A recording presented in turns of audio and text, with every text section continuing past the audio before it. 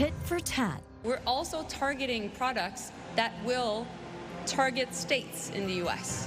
And so we're being wise and strategic to put political pressure. Canada hits hundreds of U.S. products with new retaliatory tariffs. More wheels in Wheatley. Obviously, what 300 trucks mean is economic activity. That's a good thing. 300 trucks also means traffic. Mixed reaction on a proposed border link.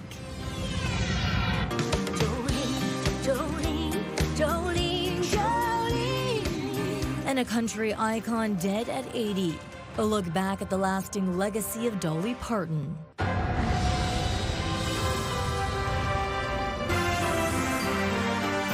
CTV News with Stefanie Masotti. Good evening, and thank you for joining us on CTV Windsor and AM 800. There is no shortage of developments on the front lines of the Canada-U.S. trade war tonight. A battle that's about to hit more than factories. Canada is firing back at Trump's tariffs with new levies on hundreds of U.S. products. CTV senior political correspondent Mike Couture breaks down what's coming ahead.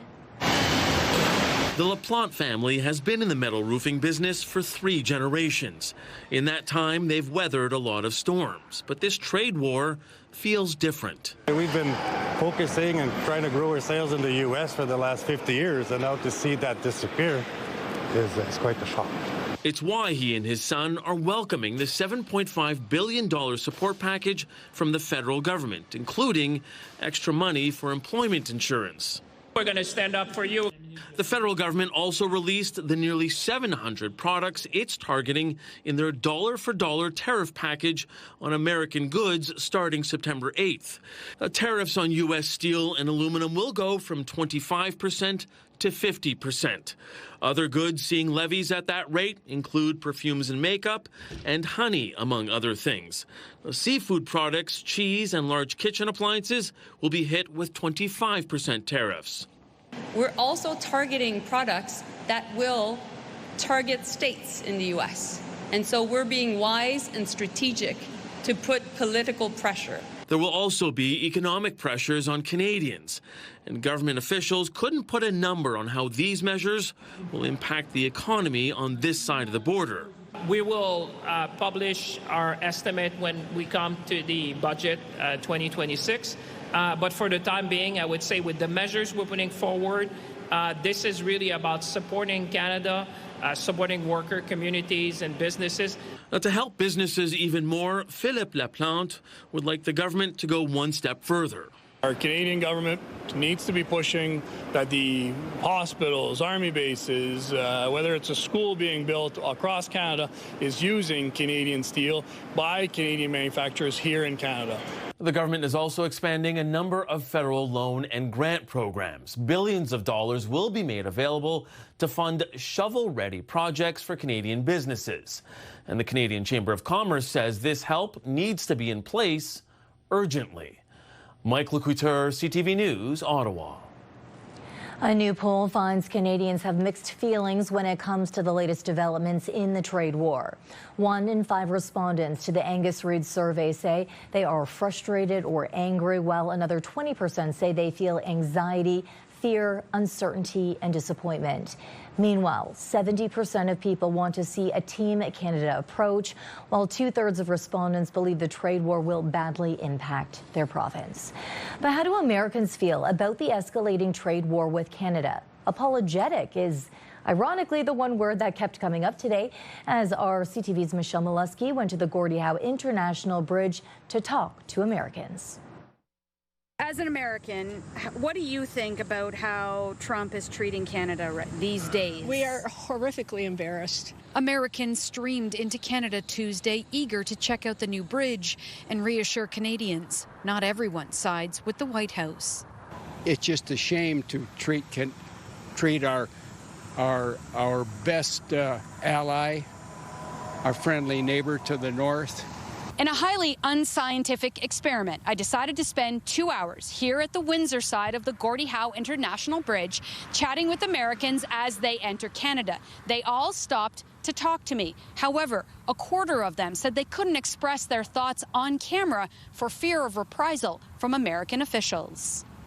I don't understand why he's acting this way toward Canada, especially when he's acting much more friendly ways toward, more traditional U.S. enemies. A lot of my friends, feel this is, it's not right how everybody's getting treated. Well, then there's some people that disagree with me. Trump supporters Timothy and Colette Frederick didn't specifically comment on how the president is treating Canada, but they support his effort to focus on the American economy. More clarification on, again, the disparity. Why is the United States charging more? And if we're getting more, if we actually are charging, getting less money from Canada, the disparity is going to continue to be not matched. Yeah, somebody's got to say, well, if we don't do it now in 2026 and we keep, put it off, that's just going to make things worse. Plus, things are going to get more expensive whether you add tariffs or not. Americans concede their own country is divided on President Trump. All we can do is vote, go to the ballot boxes. I don't think they see the value, and they don't know the fellowship, and they don't have the history, and we all do. We've always considered ourselves seamless, right? You just go to one and the other, and they're great. And you have arrow bars, and we don't. Michelle Molesky, CTV News. She's got this big dress on and all of that. We had to walk a half a mile. It's not all tariffs and trade war talk. Ahead in the newscast, a love story on the border. Meet the couple who made the Gordie Howe International Bridge part of their big day. That story is still ahead. But first, where are you at with this long-lasting tension? Our question of the day, are you crossing the Canada-U.S. border these days? Go to our website to cast your vote, ctvnewswindsor.ca. Yesterday, we asked, do you agree with Canada's decision to walk away from trade talks with the United States? More than 2,100 people voted, 86% say yes. Now, after yesterday's verbal fireworks, Doug Ford took his fight with Donald Trump straight to American television today with the volume turned down. The premier spent the day making his case directly to U.S. viewers with interviews on CNN, ABC, CBS, and Bloomberg. On CNN, Ford admitted things got a little heated yesterday after trading personal insults with the president. Today, a different message: lower the temperature and get back to the table. Ford says he still wants a deal and is again warning Americans that tariffs will hurt workers and consumers on both sides of the border. Canada has to stand up for their sovereignty. He's not attacking every other country saying that we're the 51st state. That will never happen. Again, we're the #1 customer. We buy more goods and products off the U.S. and vice versa, by the way, than anywhere in the world. And I think we need to grow the pie, per se, and create more jobs, more opportunities on both sides of the border. And that's what we want to do. I think President Trump wants to hurt the American people. CTV meteorologist Gary Archibald joined me now for a first look at the weather from the top of the Bell Building tonight. Good evening, Gary. Good evening. Oh, Canada, what a beautiful summer's day. And I have to say that with temperatures in the mid-20s, yes, signs of it cooling down for the summer, we still have a couple of weeks more of this pleasant weather before it really starts to kick in. Mixture of sun and cloud right now. Not much to see as we're in the lull, right? This period over the next, say, 8 to 12 hours in which a benign weather pattern will dominate. But a cold front moving from the Canadian north across parts of southern Ontario towards tomorrow evening will bring some showers. So expect it towards supper time Wednesday, late in the afternoon, early evening. I'll break down what you need to know. See if the temperatures look good for a sunny weekend. That's coming up shortly. For now, I'll send it back inside to you.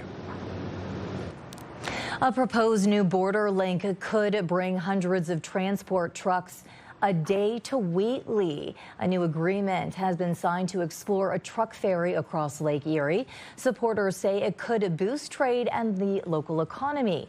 But as CTV's Chris Campbell tells us, there are also questions about border security, infrastructure, and the impact on Wheatley's waterfront. This is the proposed Canadian end of a new trade route that could connect Wheatley directly to Cleveland by water. The Port of Cleveland and Milo Harbor say a truck ferry could eventually handle up to 300 truckloads a day with a target launch date of early 2028. The idea is being touted as a way to strengthen supply chains and take some pressure off busy highway and rail crossings. But Chatham-Kent-Leamington MP Dave Epp says there's a key hurdle that has to be cleared first. This is proposing an international crossing. And so an international crossing, as we've learned with Gordie Howe and all the other ones, requires the resources of the CBSA, Canadian Border Services Agency. Epp says his office has not been approached about the project, and he says the border agency would have to agree to staff and resource a new crossing. He also points to the potential impact of hundreds of trucks moving through Wheatley. Obviously, what 300 trucks mean is economic activity. That's a good thing. 300 trucks also means traffic. That's a concern shared by some residents, while others see an opportunity for the local economy. I think it sounds like it's going to cost an awful lot of money, but if there's an interest and it's feasible, why not? I think the infrastructure might not be there. And for some people who spend their summers in Wheatley, the environment is top of mind. Todd and Kathy Biederwolf have cottaged here for 25 years. And the first, concern I think would be environmental. It would change that. It would change the traffic pattern within our little small community. Chatham-Kent officials say the project could create new economic opportunities while acknowledging there are questions around the infrastructure, agriculture, and potential impacts on the community. The Port of Cleveland says planning, regulatory approvals, and operational details are still being worked out. We have also reached out to the Canada Border Services Agency for more information on what would be required to establish the new international crossing. The proponents are still targeting early 2028 for the service to begin, but there are a number of steps that would need to happen before the first truck can make the trip across Lake Erie. In Wheatley, Chris Campbell, CTV News. Turning to another Great Lake, Trump has a new target in his trade war. This time it's Lake Ontario. The U.S. president says he's giving serious consideration to renaming it Lake America, saying he doesn't expect the U.S. to do much business with Ontario anymore. The lake, of course, is shared by Ontario and New York State. So what do Ontarios make of the latest shot from the president? We asked. First of all, it's international water, so he has no right to rename a body of water that is not American. So I think he needs to learn a little bit of geopolitics and understand the way the world works. He's delusional. We all know that. Once again, he hasn't given this any thought whatsoever, and that's the way he speaks.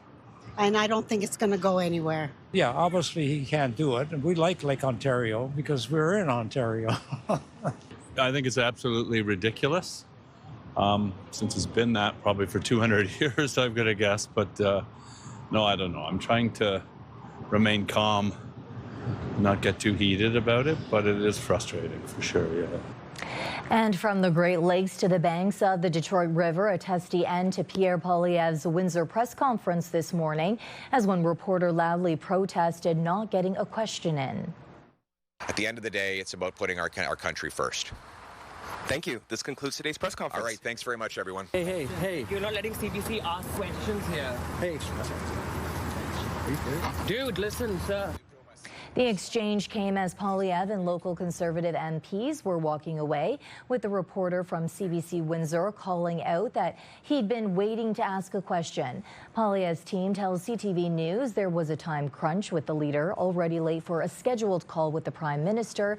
They also say that when traveling outside of Ottawa, they try to prioritize local journalists who have fewer opportunities to question the leader. Trade tensions between the U.S. and Canada have an effect on even the smallest of announcements. The provincial government today investing a modest amount into our region to help attract business. CTV's Bob Belichico has the details.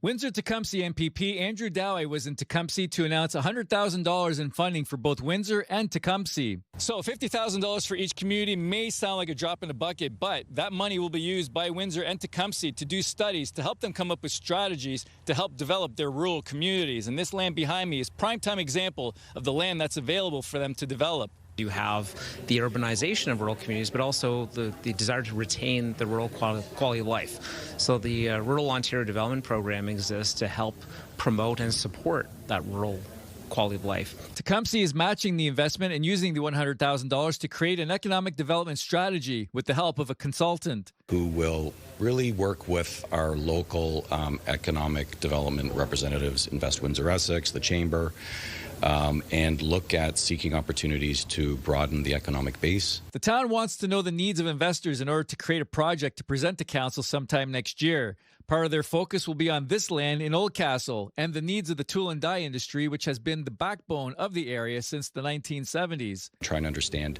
how that works with the town's own strategies and the projects that we undertake, and how we can help them meet their investment goals. In Windsor, the city is adding $100,000 to the investment, focusing on airport land, which they want to develop to complement the hospital. As part of this work, we'll be developing a foreign direct investment strategy around what types of companies we should be attracting for that space as well. There are 5 unique parcels of land ranging from 10 to 12 acres each. With trade tensions still straining Canada-U.S. relations, the opportunities are open to the world, including American companies. Well, it just amplifies the need to ensure that we're putting our best foot forward. We're also looking at bringing in new investment from various countries that Canada has trade agreements to help amplify the work that's happening at the airport. The city will work through the master planning until the end of the year and bring something to council for consideration afterwards.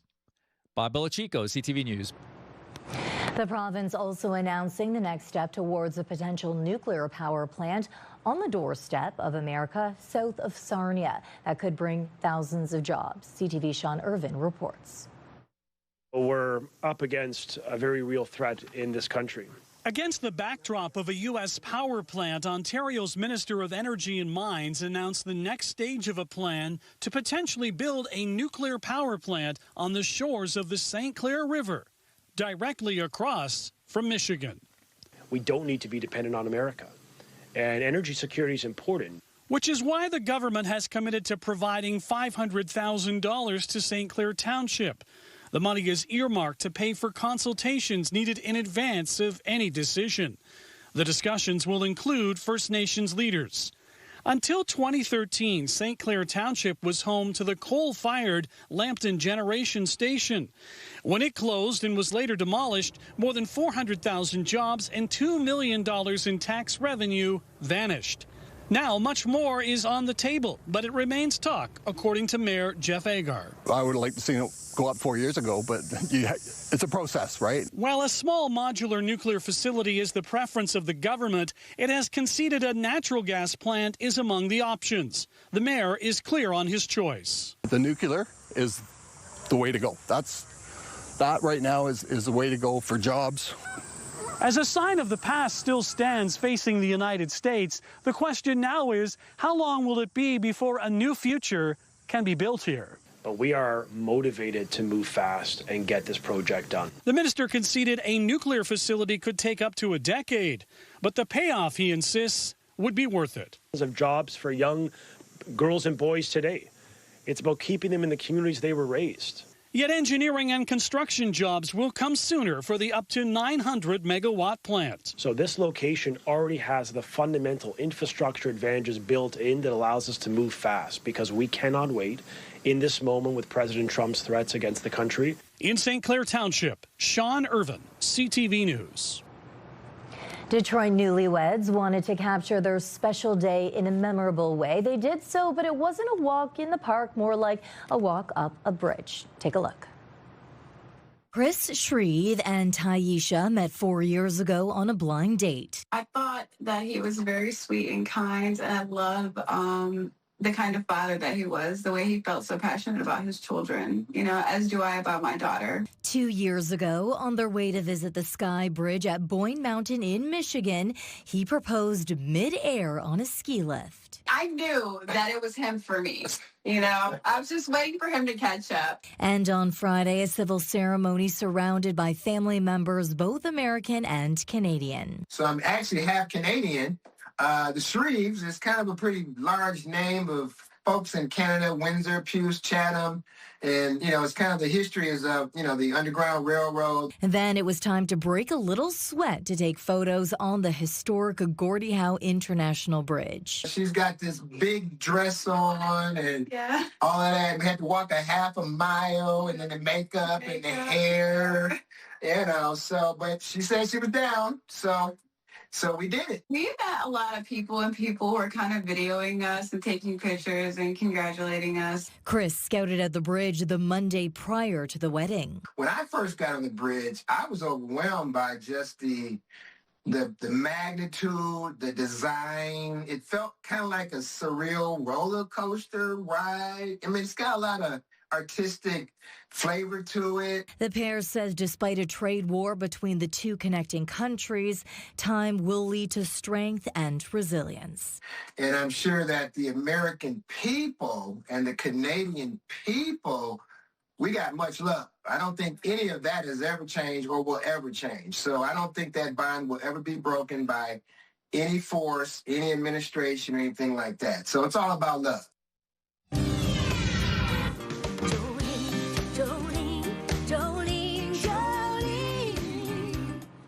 Still ahead on Windsor's news leader remembering Dolly Parton, the country music icon's impact on Windsor, Essex, and the world as her family announces her death. This is a tool that places every citizen under investigation for pre-crime, and that is a clear violation of our rights. Driven across the border lately, your license plate may have been tracked without you knowing. The Michigan camera is now at the center of a growing privacy fight. And tomorrow, back to school season is here, but for some students, the price of post-secondary is about to get steeper. What will OSAP changes mean for students heading back to campus? That's tomorrow at 6 on CTV News. Start your day with the latest local news. By signing up for our newsletter, you'll get direct local content straight from CTV Windsor to your inbox, including top stories, the forecast, and videos. You can sign up at ctvnewswindsor.ca. Country music lovers around the world are digesting the news. Dolly Parton has left us. The legendary musician and philanthropist rose to stardom as a singer-performer, but she will be remembered for so much more. Her songwriting, her acting, and her big smile. CTV's Genevieve Beauchemin shares Dolly's story. Tumble out of bed and stumble to the kitchen. With her outsized personality and hairdo, Dolly Parton lived her life in rhinestones. Just because I'm blonde, don't think I'm dumb. But down-to-earth empathy shone through in the music she brought to millions worldwide. I don't think about my life in terms of superstar. I'm just a working girl. I always say, and it's the truth, that I am a workhorse that looks like a show horse. Just days ago, she shared a health update with fans, saying she was dealing with issues, and that even though she was healing, she was still working.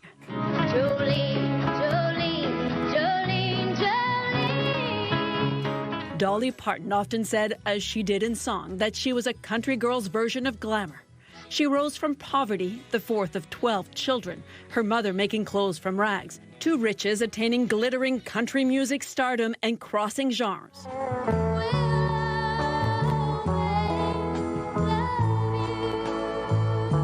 With her soprano voice, she delivered 25 '1 country hits, many of them she had written herself. She was one of the first women stars to write much of her own material. In the 1970s, her star rose. She delivered movies like 9 to 5, TV shows, and more hits. She was a country star inducted in the Rock and Roll Hall of Fame, and in later years focused on her charity work. Her husband, Carl Dean, died 17 months ago, a heartbreaking loss to Parton, who described their relationship as a great love story. Dolly Parton's nephew announced her death, as was her wish. She wants to rest in a beautiful bed of plush cotton because after a life wearing heavy rhinestones, she finally deserves to be comfortable and have some rest. Parton once said she hoped people would see her brains beneath her hair, her heart beneath her chest. But many also say it was her humanity that touched so many, and that her legacy is far more than her music. She was 80 years old. Geneviève Beauchemin, CTV News, Montreal. You need only look to one of Windsor's most recognizable landmarks to see Parton's impact on our region. The icon featured on a billboard at Caesars Windsor after performing at the casino 10 years ago. But her music and her legacy have never really left. So people come in all the time asking for her still. It's just like classics, the classic country songs that like everyone they grew up on usually, or like songs they've heard from like their parents and stuff like that. Parton's classic albums are still in high demand from people of all ages itching to get their hands on her records. Windsor's Dr. Disc Records say they are trying to keep her new material in stock, but often sell out. She's being remembered here for her iconic personality and outgoing spirit. 89X Afternoon Drive host Dan McDonald says Parton is the rare artist who was universally loved. She didn't pretend to have the answers to everything. She just wanted to be kind. And she stayed a kind, authentic person. She was authentic. She stayed a kind, authentic person without ever becoming boring. She was always exciting. And you knew when Dolly was taking the stage or going on camera, something magical was going to happen. In other news, Canadian consumer debt reached a record $2.64 trillion in the second quarter of 2026. In its latest credit industry survey, TransUnion is reporting that debt levels rose faster than the number of Canadians who are using credit. Existing borrowers are carrying larger balances than last year, with total outstanding balances growing by $116.7 billion year over year. While most consumers continue to keep up with their debt payments, a greater number are seeking debt relief. If you by some chance are still crossing into Michigan, or you have done so recently, there's a chance your license plate has been scanned and stored by a flock camera. The technology is used by police across the state, but now a growing privacy debate is pushing one Michigan city to back away. NBC correspondent Danny Val has more. I had no idea. Lansing resident Jackie Jerome Marks stopped at the post office near the Capitol to get some mail. That's where we showed him the website haveibeenflocked.com and had him type in his license plate number. The results? I found that I was flocked 4 times. Why would my license plates be flocked? The American Civil Liberties Union estimates between 80,000 to 100,000 flock cameras are installed across the country, performing billions of scans each month. Earlier this month, Jackson County Sheriff Gary Schutte told News 10 the cameras have been an effective tool against crime, especially for recovering stolen vehicles. It'll pick up on a stolen vehicle and give us an alert that a stolen vehicle has just passed it. Then we can go into that area and locate that vehicle. But John Warm, organizer for Deflock Lansing, argues the cameras violate people's privacy and erodes trust with law enforcement. This is a tool that places every citizen under investigation for pre-crime, and that is a clear violation of our rights. Warm wonders how information is being used if there's no crime involved. But ultimately, we don't have a lot of control over where that data goes and what it's used for. And this should be decisions that are talked about in our community, and we should have the power to decide what's best for us. And Marks only learned about flock cameras just a couple of weeks ago. After seeing his car in the website's database, he plans to do more research on his own. You definitely got me thinking tonight. Well, that's what we do. Whoa. We want to inform and help you think. Unbelievable, man.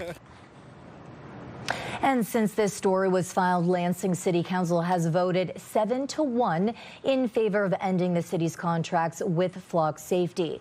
The resolution calls on the mayor and police department to terminate the agreements. Meantime, flock cameras continue to watch all over the United States.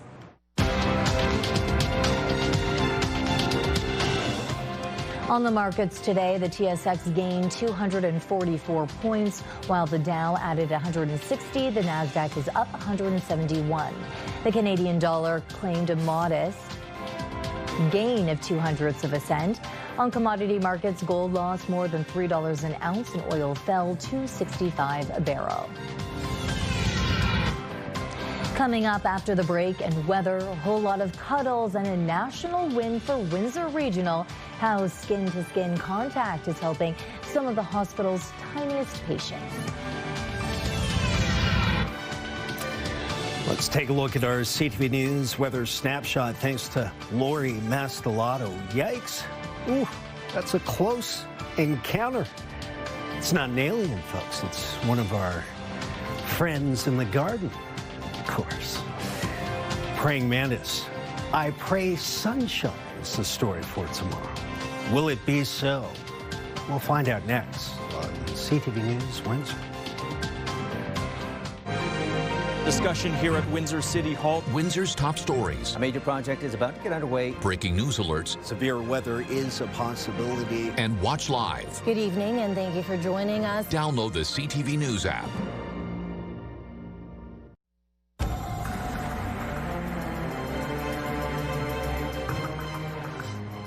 A comfortable summer day out there. Gary joins me again for an extended look at the weather. Gary. Comfortable is a good word to describe it. You're right about that, Stephanie. Today's high, right in line with the average, about 26 degrees. A mixture of sun and cloud earlier today, and the story through this latter stage of the afternoon into now the early evening. Our highs, in terms of norms, are getting, well, lower and lower, both in terms of the maximums for the day and minimums. Air quality is good again, so we like that. Nothing to see here. In terms of temperatures, we are cooling off just a touch, but it's still a beautiful night to go for a walk with your dog, perhaps your family, between 24 and 25 degrees Celsius. Chatham-Kent towards Windsor-Essex, 29 and 28 are the values on the Humidex map. So it's a bit warmer than the ambient temperatures, but comfortable. So we like that as well. We are in the middle of two disturbances. One to our east has brought showers towards the Atlantic coast. One to our northwest will eventually bring towards Wednesday afternoon increasing cloudiness. By the late afternoon, evening, showers along a front. It is not a very well-defined front to start, but it looks like it's going to pick up some steam, perhaps some energy, and be a rain producer by the time it gets here. This is a projection that takes us out as far as Wednesday at around 4 o'clock. I think by supper time for most, 6 p.m., 7, we're into some rains for Wednesday. So tomorrow, we'll see some wet weather. For now, we're looking at partly cloudy skies through 8 o'clock, 10 and midnight. We'll go from 22 down to 21. Temperatures remain somewhat flat in terms of the distribution over the next 6 hours or so. Take a look at our Enercare Siles 7-day forecast. Nice to start, cloudy late in the day, and I think showers towards the early evening. Cloud lingers for Thursday, but I think we're relatively quiet. We'll go from 28 tomorrow's daytime high to 27 Thursday, sunny Friday and Saturday, 25 and 27, then 28, 31, 23. We will see a bump and then a drop off in terms of temperatures Sunday through to Tuesday of next week.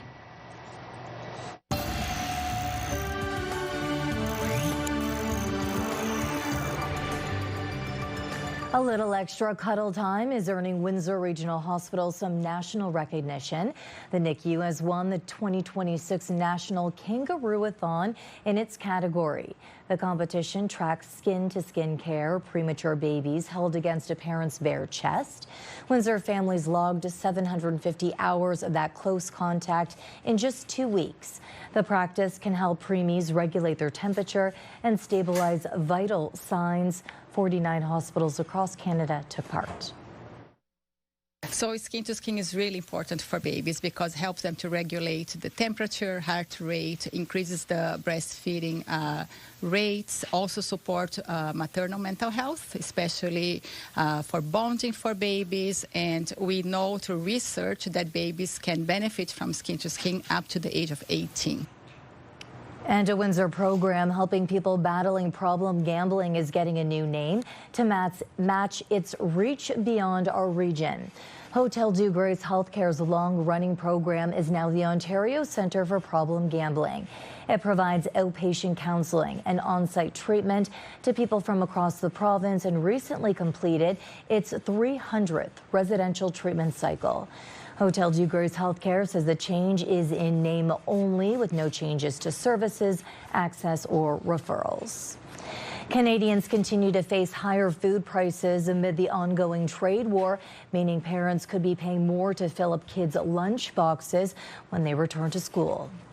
Things are easing, and we're also expecting a easier September as well. So vegetables are our savior right now. I mean, it's actually cheaper in the produce section. Of course, meat is still a problem. Bakery is actually quite affordable. Dairy is a non-story. So things are actually much better, easier to manage for families on a tight budget. September is also going to be the same thing. But the not so good news is that we are expecting a bit of an upswing when it comes to food inflation starting in October until the end of the year, an increase of maybe 6 to 7%, unfortunately. Despite a slowdown, July marked the 18th straight month that grocery prices continued to outpace overall inflation. Still ahead, the Lions are ready to defend the Den in a whole new look. We've got a glimpse of a special uniform. Stay with us.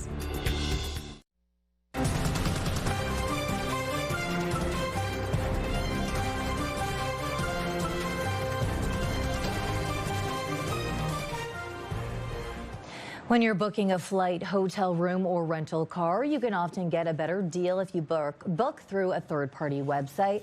But in the event you need to make a change or there's a cancellation, you could end up stuck in the middle trying to get help. CTV's Pat Foran now with the story of a couple who planned a dream vacation and were on the plane when the flight was suddenly canceled. Very disappointed, but on the other hand, safety comes first.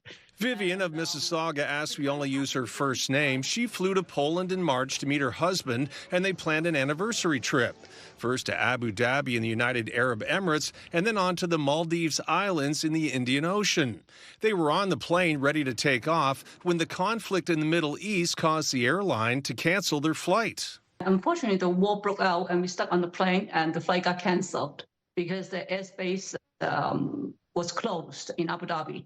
The 2 round-trip tickets cost almost $10,000. When Vivian contacted the airline, Etihad Airways, she was told she was entitled to a full refund. But because she booked through Expedia, the money would have to be refunded to the booking website first. Etihad Airways issued the refund of almost $10,000 to Expedia, and Vivian was told she would get her money back in 4 to 8 weeks. But she never did. We expect a refund by April. And then we call in April and never happened. And they said another 4 to 8 weeks. Months passed, and despite promises, the refund never showed up. Vivian became concerned she might never get it. Everybody said the same thing, but I just don't see the money back. I don't see my money. When CTV News reached out to Expedia on Vivian's behalf, a spokesperson said, upon investigation, her refund request was submitted incorrectly to the airline. We sincerely apologize for the inconvenience this caused. Expedia then refunded the $9,934 right away, which was great news for her. We got the money back, a full refund, and plus they give us a $400 credit. We really appreciate the help. Wish all the best for CTV. Pat Foran, CTV News.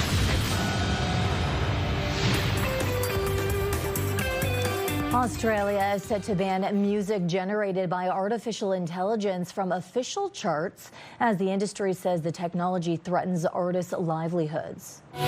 When you call my name, it's like a little prayer. I'm down on my knees. I want to take you The Australian Record Industry Association announced the move today. It comes as this version of Madonna's hit Like a Prayer, created by an Australian producer using AI-generated vocals and drums, has spent 16 weeks on the charts. The association says some AI-assisted music will remain eligible as long as it meets certain requirements, including featuring human vocals. The Lions are getting a bold new look, but you'll only see it on the field just once. If you hear him roar, it's already too late. Detroit unveiling its new Defend the Den uniform today. White jerseys with the dark carbon fiber inspired numbers, Honolulu blue accents, and Detroit across the chest. Even the shoulders are designed to look like a lion's gaze. The Lions will wear them November 1st at Ford Field against the Vikings. Now it's almost time to check in on what's happening now with Melanie Kettner. Thank you for joining us. What are you working on for tonight? Well, what do Canadians think of renaming Lake Ontario? We'll have reaction coming up. It's the return of the 89X Birthday Bash. Celebrate with us September 4th at the Coliseum at Caesars Windsor with performances from Default, The Bluestone, and Fionn.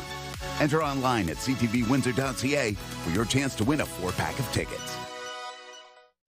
This is your CTV Windsor Hour Community Calendar. The Tecumseh Corn and Music Festival returns to McAuliffe Park August 28th to the 30th. Enjoy the carnival, rides, live music, and of course, fill up on delicious corn. See you next time on Our Community.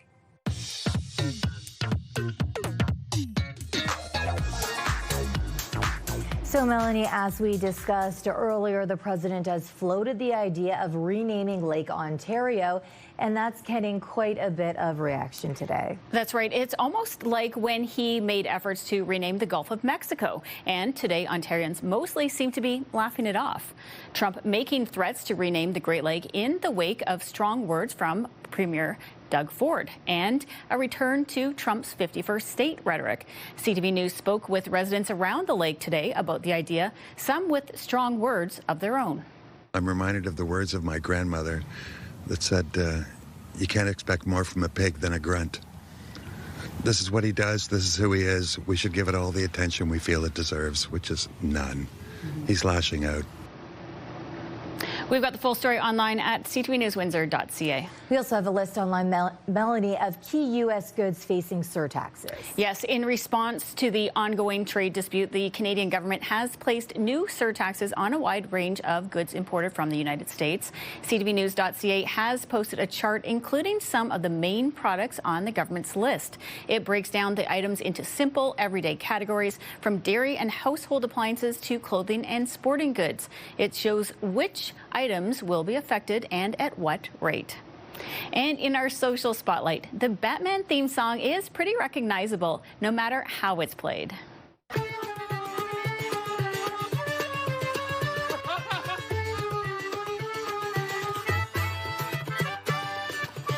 Pretty impressive. The Irish band Aymar came up with this rendition when they stumbled upon this Gotham Road sign in England. It's a real village close to Nottingham, and Bruce Wayne technically has Irish ancestry, so I mean, it kind of makes sense. And it's not AI generated, so That's I'm all right. for it. Yeah, it's a live band in front of the sign. It's a great idea. Well, it would be making the charts in Australia, at least. Okay, and that's what's happening now. Thank you, Melanie. Forget the home office. How about an amusement park? Ahead, we introduce you to the comedian taking remote work to new heights.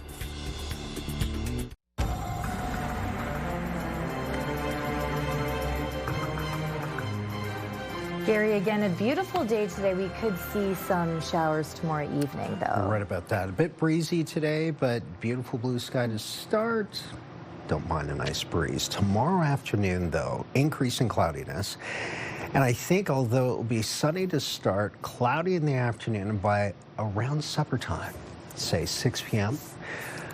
For most, that's when we could see some showers moving in. We'll see a high of 28 degrees Celsius tomorrow afternoon. That will feel like about 31. So we'll see some changes coming. Cloudy, the remnants of, We'll keep Thursday gray, 27. Then sunny Friday, Saturday, Sunday, and Monday looks sunny as well. 25, 27, 28, then 31 on Monday. Some people are going to think, ooh, summer's going to be elongated. We're getting warm. Well, it just lasts for a day because the following day down to 23 degrees. So we're going to see a bit of a bump in temperatures and then a big decline. Okay. Now, Gary, you and I were forced to come here into the studio and work. Not everyone has to do that. A Toronto area comedian has found a pretty unusual place to work remotely, an amusement park.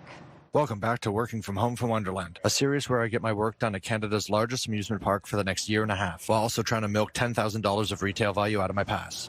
Ryan Zietz says he spent the past 132 days working from a lounge at Canada's Wonderland north of Toronto. And when he clocks out, he hits a few rides before heading home. Zietz says the setup actually saved some money with his season pass, covering admission, parking, Wi-Fi, food, and drinks for all less than $450. He's a smart guy. Very smart. Boy, if I live... oh, man, I'm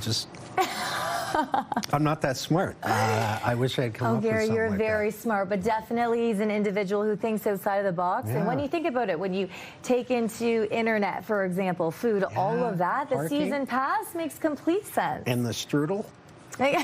Loving that. Smart. And then hitting a few rides along the way, right, for days of hard work. That's using the noggin there. I love that. On behalf of our dedicated team here at CTV News Windsor, thank you for watching. For updates throughout the evening, go to ctvnewswindsor.ca. Both you and Sanjay will be back with your only late local newscast at 11, and they will be using their noggins, I promise. I was thinking strudel and roller coasters there.